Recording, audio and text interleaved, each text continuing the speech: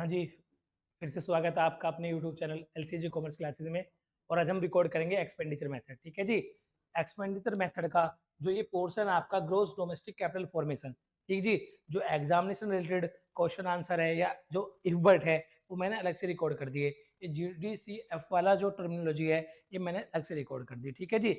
इसमें मैंने अलग से पूरी टर्मिनोलॉजी रिकॉर्ड कर दी। इन्वेंट्री का क्या करना है क्या नहीं करना है, ग्रोस फिक्स्ड कैपिटल फॉर्मेशन दिया है तो तब क्या होगा, नेट फिक्स्ड कैपिटल फॉर्मेशन दिया है तब क्या होगा, डेप्रिसिएशन कब इंक्लूड एक्सक्लूड होगी, इन्वेंट्री का कब इंक्लूड एक्सक्लूड होगा, वो मैंने करा दिया। ठीक है जी।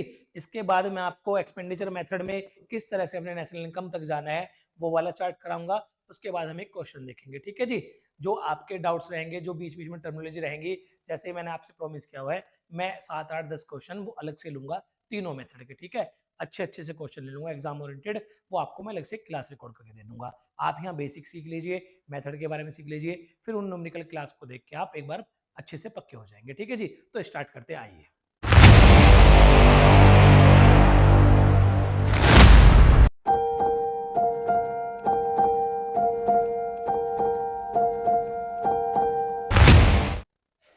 हाँ जी, कंपोनेंट फाइनल एक्सपेंडिचर। ठीक, अब हो क्या रहा है, तीन फेज है, प्रोडक्शन, डिस्ट्रीब्यूशन, डिस्पोजिशन। हम लास्ट का जो फेज है हमारा डिस्पोजिशन, कौन सा फेज है जी, डिस्पोजिशन। जो डिस्पोजिशन फेज है, एक्सपेंडिचर फेज है, अब उसके जो कंपोनेंट को जोड़कर जिस तरह से आपका एक्सपेंडिचर हुआ है, ठीक जी, आपके नॉर्मली 4 सेक्टर है, आपके जो 4 सेक्टर है उन्होंने कितना एक्सपेंडिचर किया है इकोनॉमी में, उनके एक्सपेंडिचर को काउंट करके हम क्या निकालने वाले हैं, नेशनल इनकम। ठीक है जी। हम इसमें पहला हाउस होल्ड का एक्सपेंडिचर काउंट करेंगे, दूसरा गवर्नमेंट का करेंगे जी। ठीक है जी। फिर ये इन्वेस्टमेंट वाला पोर्शन करेंगे, इसमें बिजनेस इन्वेस्टमेंट है। ठीक है जी। इसमें गवर्नमेंट का इन्वेस्टमेंट भी है। ठीक, इसमें आपके हाउस होल्ड का इन्वेस्टमेंट भी है। ठीक है जी।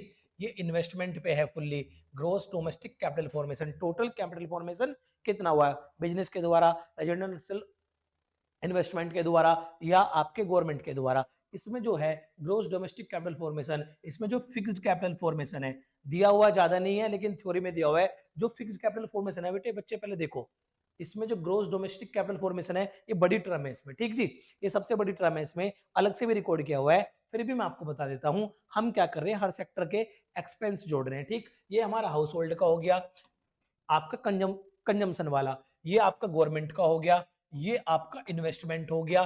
ठीक है, ये आपका फॉरेन हो गया। ठीक, लेकिन जब इस इन्वेस्टमेंट में दो तरह के इन्वेस्टमेंट हो रहा है, बिजनेस का इन्वेस्टमेंट तो है ही इसमें, इसमें रेजिडेंशियल हाउस वाला और आपका कौन से वाला, गवर्नमेंट के जो फ्लाईओवर्स ब्रिजेस हैं, इंफ्रास्ट्रक्चर डेवलपमेंट है, वो वाला भी है। तो जब आपका ये ग्रोस डोमेस्टिक कैपिटल फॉर्मेशन देखते हैं, इसमें इन्वेंट्री स्टॉक हो गया, और ये जो ग्रोस फिक्स्ड कैपिटल फॉर्मेशन है इसके फर्दर क्लासिफिकेशन दिया आपको, जिसमें आपका रेजिडेंशियल हाउस वाला है। ठीक है जी। इसमें गवर्नमेंट का आपका इंफ्रास्ट्रक्चर वाला है, आपके फ्लाईओवर ब्रिज वगैरह। ठीक है जी। और फिर इसी में है आपका बिजनेस का फिक्स सेट, बिजनेस के फिक्स सेट। ठीक है जी। इसी वाले पोर्शन को धीरे धीरे डेप्रिसिएशन लगता है। ठीक है जी। ठीक, इनमें कंजम्पशन पर्पज वाला इसमें कवर करना दोनों में, और जो आपका इन्वेस्टमेंट वाला पर्पज वाला है वो यहाँ पे लाके कवर करना ग्रोस डोमेस्टिक कैपिटल फॉर्मेशन में। ठीक, उसके बाद जो फॉरेन का बचे, इंपोर्ट, जो आपका एक्सपोर्ट माइनस इंपोर्ट। ठीक है जी।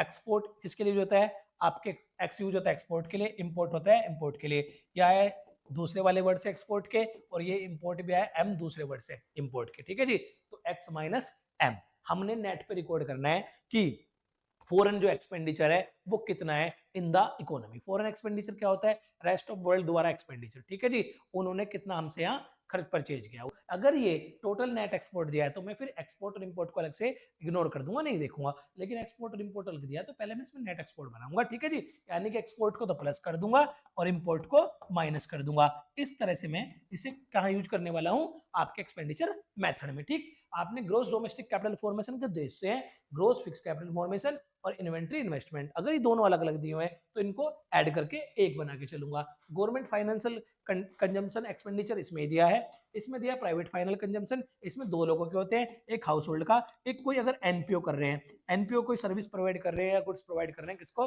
रेजिडेंशियल को, चैरिटी पर्पज के लिए अगर काम कर रहे हैं तो उनका भी जो एक्सपेंडिचर है वो house hold final consumption expenditure में आ जाएगा। ठीक है जी, या गवर्नमेंट वाला कंजम्पशन आ जाएगा, या तीनों के इन्वेस्टमेंट आएंगे, और यहाँ आ जाएगा आपका फॉरेन सेक्टर वाला। इस सारे को जोड़ के आप बनाओगे कंपोनेंट ऑफ फाइनल एक्सपेंडिचर। इनको सबको कर दोगे प्लस प्लस प्लस। इन सबको प्लस करने के बाद जो आपको टर्म मिलेगी जब आप सारे कंपोनेंट ऐड कर दोगे, हमें मिल जाएगा इसके बाद जीडीपी एट एमपी। हमें बनानी है नेशनल इनकम। अब इसकी हेल्प से जब हम मेथड यूज कर रहे हैं, जरूर याद रखना है किस मेथड से क्या मिल रहा है, ठीक है जी।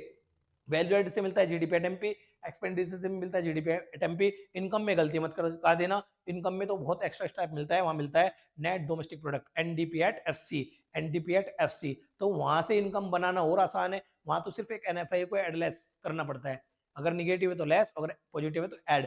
एनएफआईओ को ऐड लेस करके सीधा नेशनल इनकम पे पहुंच जाते हैं, लेकिन यहाँ बहुत सारी चीजें ऐड लेस होती है, तो ध्यान रखना हमारा वैल्यू एडिड मेथड और जो हमारा एक्सपेंडिचर मेथड है उस पर ज्यादा काम करना पड़ता है नेशनल इनकम निकालने के लिए, लेकिन इनकम मेथड पे बहुत कम काम करना पड़ता है। ठीक, कौन सी चीज लेनी है कैलकुलेशन में, कौन सी नहीं लेनी है, जब तक इन मेथड की क्लियरिटी नहीं है कौन से क्या मिलता है और कौन सा फिर कैसे नेशनल इनकम तक पहुंचाता है, तब तक तो नहीं हो पाएगा। तो इसमें हम 3-3 की मैट्रिक्स कहते हैं। 3 तो मेथड है हमारे और 3 ही हमारे ब्रिज है। इन 3 मेथड और 3 ब्रिज की कॉन्सेप्ट से पूरा नेशनल इनकम बन जाता है। ब्रिज की मैंने अलग से चैप्टर 3 की क्लास रिकॉर्ड की हुई है, 3 ब्रिज की चैप्टर 2 से लिंक करके, ठीक है। और फिर मैंने 3 मेथड की क्लास यहाँ चैप्टर 4 में कर दी। इसके बाद जीडी डिफ्लेटर और आपका जीडीपी एंड वेलफेयर एक और मैं रिकॉर्ड करूंगा। ये आपका नेशनल इनकम आपका एग्जाम ओरिएंटेड के हिसाब से वो नॉलेज पर्पज से भी दोनों से अच्छा हो जाएगा, ठीक है जी।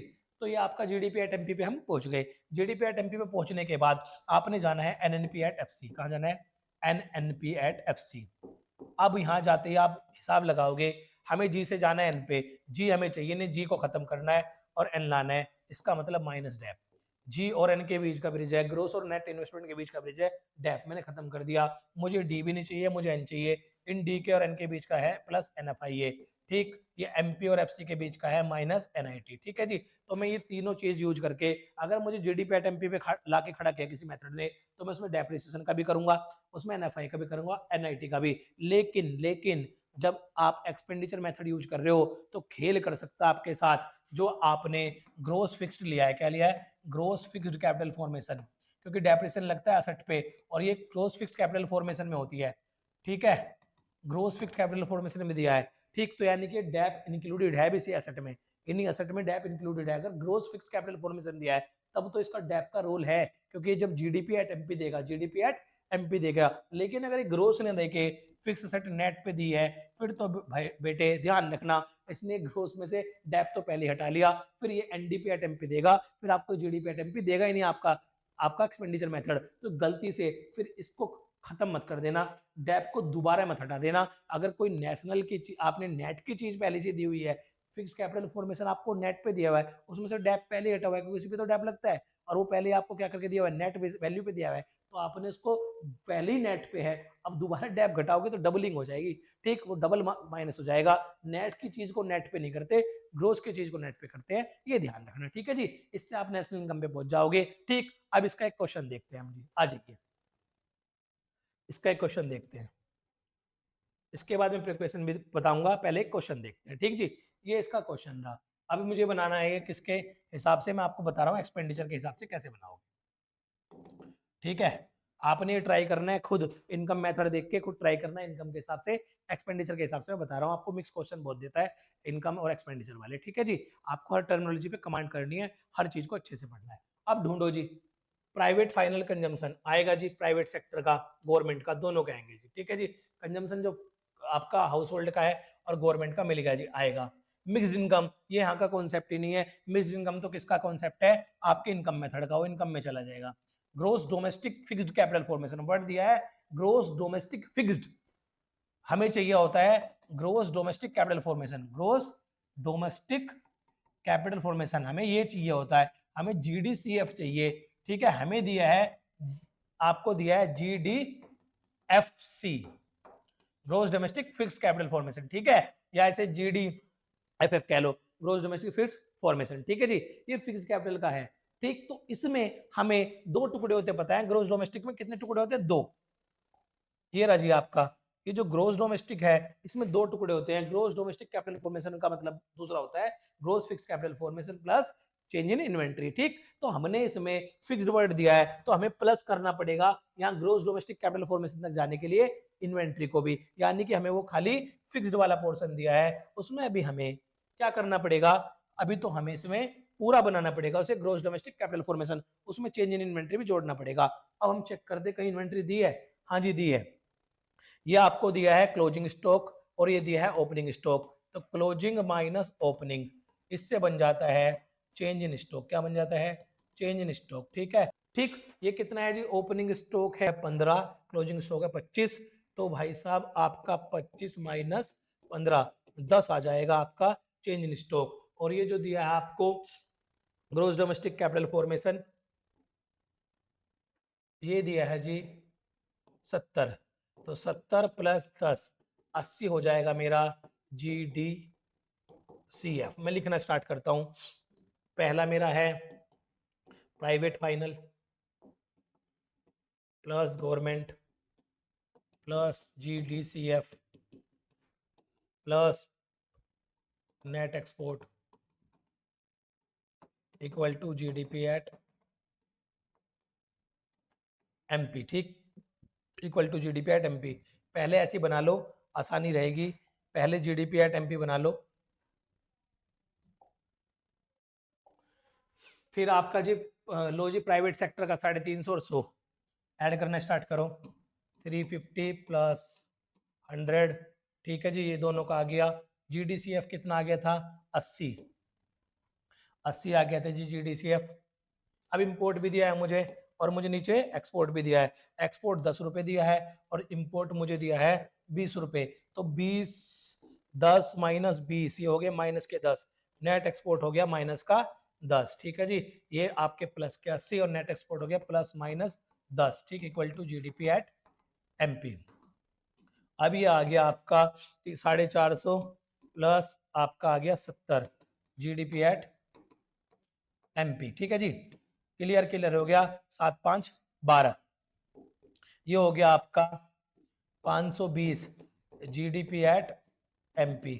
अब इसे चेंज कर दो, GDP एट MP को सीधा सीधा NNP एट FC, किसमें कर दो, NNP एट FC। ठीक है जी, ये नहीं चाहिए, इसमें से माइनस डेप, डी नहीं चाहिए प्लस NFIA, MP नहीं चाहिए माइनस NIT, क्योंकि हमें चाहिए अब NNP एट FC जो मेरा होता है नेट नेशनल प्रोडक्ट। ठीक है जी, तो मैं ढूंढने स्टार्ट करूंगा।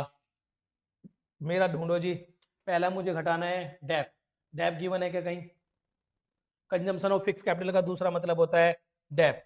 ठीक जी, तो -10, 520 से -10, फिर उसके बाद NFIA ढूंढो जी, NFIA ढूंढो जी। NFIA दी है net factor income from abroad.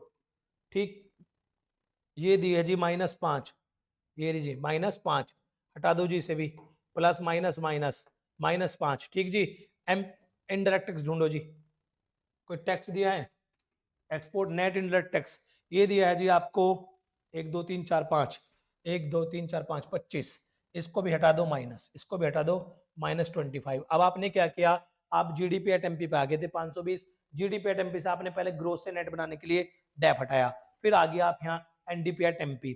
ठीक, अभी आपको डी भी नहीं चाहिए, बीच वाला डी भी नहीं चाहिए, नेशनल चाहिए, आपको चाहिए NNP एट MP, तो आपने डी को हटाने के लिए NFIA को ऐड किया, पर वो माइनस में था खुद, तो प्लस माइनस माइनस। ठीक, ये भी आपका क्या हो गया माइनस में। अब आ गया आप NNP at MP, NNP at MP पर आपको लाना है NNP एट FC पे, आपने इनडायरेक्ट टैक्स के इंपैक्ट को भी खत्म कर दिया, आप आ गए NNP एट FC पे। ये आपने पूरा क्वेश्चन ऐसे किया, आप तो बस घटा देना है। 520 माइनस 15 25 40, तो ये आ जाएगा आपका 480, ये आ जाएगा आपका NNP at FC, NNP at FC। ठीक है जी, ये क्वेश्चन था, ये आप क्वेश्चन चेक कर लेंगे और इनकम मेथड से आप अपने आप बनाएंगे इस क्वेश्चन को। ठीक है जी, इनकम मेथड से भी सेम आंसर आना चाहिए। ठीक है जी, तो आपका वेरीफाई हो जाएगा आंसर, दोनों मेथड से सेम आना चाहिए।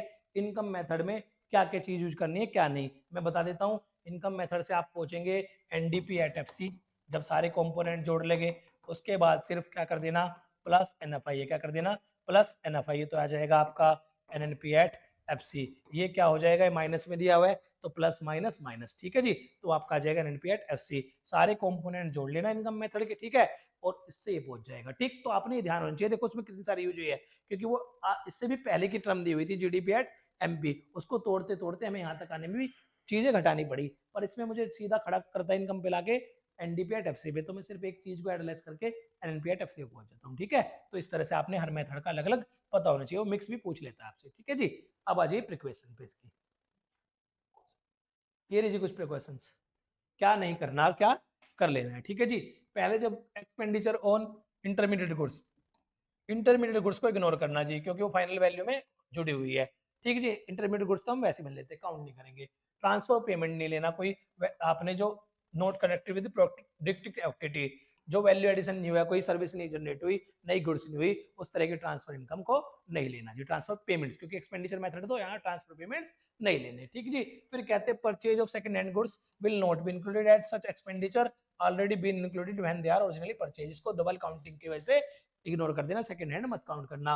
कोई फाइनेंशियल एसेट भी वो मेजरली ट्रांसफर होती है आपकी वेल्थ का, उसे भी काउंट नहीं करना, उससे गुड्स और सर्विस का फ्लो नहीं होता। इनमें किसी में भी गुड्स और सर्विस का नया फ्लो नहीं हो रहा है, गुड्स और सर्विस नहीं बन रही, ठीक, उसको काउंट नहीं करना। लेकिन कोई हाउस, कोई एनपीओ खर्च कर दे, गुड्स और सर्विस दे दे दान में, ठीक है, कोई आपकी गवर्नमेंट फ्री सर्विस दे दे, इस तरह की चीज अगर दे दे, और या आपका जिस घर में रह रहे हो इम्प्यूटेड हाउस, तो ये 5th नंबर को बहुत ध्यान से पढ़ के जाना, ये आपके काउंट होंगे। इस तरह के एक्सपेंडिचर आपके काउंट होंगे, ये एक्सपेंडिचर आपके माने जाएंगे इम्प्यूटेड वैल्यू के बेस पे, अनुमानित वैल्यू के बेस पे। आपका क्या है जी, expenditure on account of production, like production for self consumption, आपने कोई प्रोडक्शन किया सेल्फ कंजम्पशन के लिए, उसका एक्सपेंडिचर आपका काउंट होगा, वो काउंट एक्सपेंडिचर में होगा इम्प्यूटेड वैल्यू में। ठीक है जी, imputed value of owner occupied house वो भी काउंट होगी। ठीक है जी, फिर आपकी फ्री सर्विस अगर कोई दी है जनरल गवर्नमेंट से and private non private institution serving households will be included in the national income since there are productive service. ये प्रोडक्टिव सर्विस है, इसने गुड्स और सर्विस के फ्लो को इंक्रीज किया है, गुड्स एंड सर्विस के फ्लो को इंक्रीज किया है, तो ये वाली आपकी काउंट होगी। ध्यान रखना, इस वाले पॉइंट को अच्छे से ध्यान रखना, क्या ऐड करना है क्या नहीं करना, इस वाले पॉइंट को जरूर याद रखना। ठीक है जी, ये गुड्स और सर्विस का फ्लो माना जाता है, ये काउंट होगी, अदरवाइज काउंट नहीं होंगे। ठीक है जी, कम मेथड या आपका एक्सपेंडिचर मेथड था, आप अच्छे से कर लेंगे। मैंने सारी चीजें आपको अच्छे से रिकॉर्ड करने की कोशिश की है। इनकम मेथड में आपका पहले ही रिकॉर्ड कर चुका हूं। ठीक है, तो जी पहले आपने एक एक मेथड को देखना है, फिर एक रिकंसाइल क्वेश्चन आपकी बुक में दिया है, तीनों मेथड को एक साथ करके देखना, तीनों से आपकी जो नेशनल इनकम काउंट होगी वो सेम होगी। ठीक है जी, तो आपका ये पूरा कवर हो जाएगा। जो आपके दो टॉपिक बचते हैं मेन, जीडीपी वर्सेस वेलफेयर और आपका कांस्टेंट प्राइस पे, और उस पे जो जीडीपी का बचता है कॉन्सेप्ट, मैं उसको जरूर रिकॉर्ड करूंगा, क्योंकि वहां से क्वेश्चन ज्यादा बनने के चांसेस रहते हैं। एक इंक्लूडेड नॉट इंक्लूडेड की मैं एक छोटी सी शॉर्ट वीडियो आपके लिए बना दूंगा, ताकि आपको एग्जाम के लिए काफी हेल्प मिलती रहे। चलिए जी, थैंक यू वेरी मच, बने रहिए चैनल पे। आपके समर्थन के लिए बहुत बहुत धन्यवाद।